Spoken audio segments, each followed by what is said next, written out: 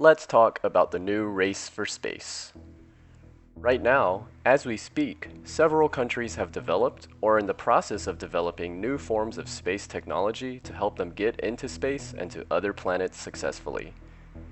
France and the United States have even created new branches of their militaries called the Space Force. To establish a Space Force as the sixth branch of the armed forces. Par exemple, développer des capacités dans le domaine des lasers de puissance. And for the apocalypse preppers out there, before you get too excited, bad news, but the world isn't ending quite yet. The original space race began over 60 years ago, and the Soviet Union shocked the world by sending the first satellite to space in 1957 and the first human to space 4 years later. Obviously, the United States wasn't going to have any of that, and in a defining act which would lead to the US's dominance in space exploration for over half a century, sent the first man to the moon in 1969. But that dominance should not be taken for granted. Today, several countries such as China, India, France, and the United Arab Emirates are rapidly ramping up and directing their budget and research allocations towards space. Curious as to how spacecraft actually fly, orbit around in space, or why the solid rocket boosters on spacecraft can use up to 11,000 pounds of fuel per second to get off the ground? I'll discuss the inner workings of space travel in my next video, but for now, I wanted to discuss what is happening in the world of space today to give you some perspective. And that brings us to Mars. Why is everybody trying to go there right now? Long story short, it's all about logistics and timing. The biggest constraint for space travel for us mortal humans is weight and fuel. It takes an unimaginable amount of fuel to get a spacecraft out of Earth's atmosphere. And the more the weight, the more thrust that's needed, and consequentially, the more fuel.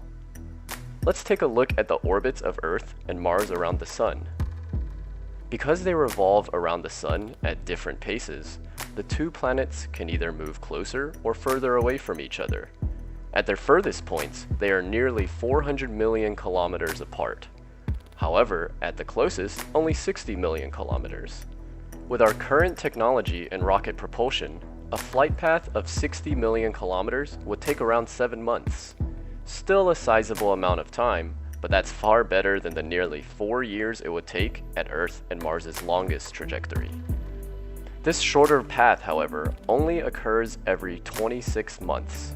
And so, space companies around the globe are now trying to take advantage of this short window.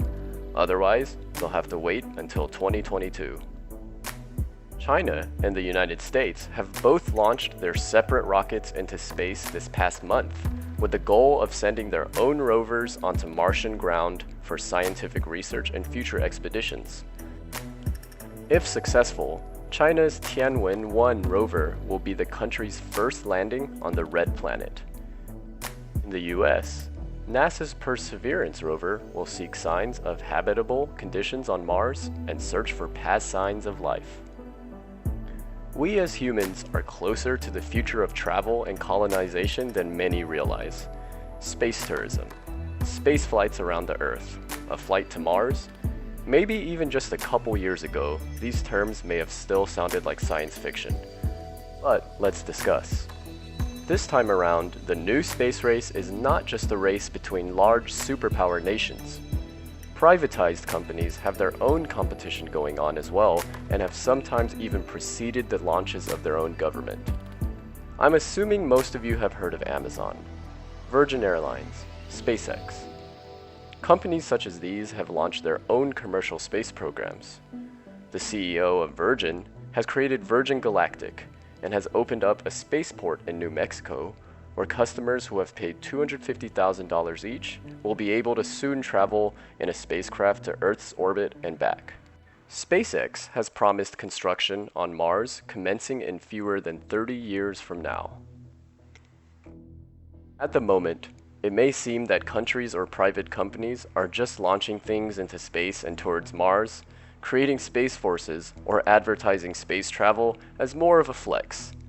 But the repeated successes of these launches and landings will create the precedent for more and more research and exploration into the dark vacuum that we call space, other planets, or maybe even other solar systems or galaxies.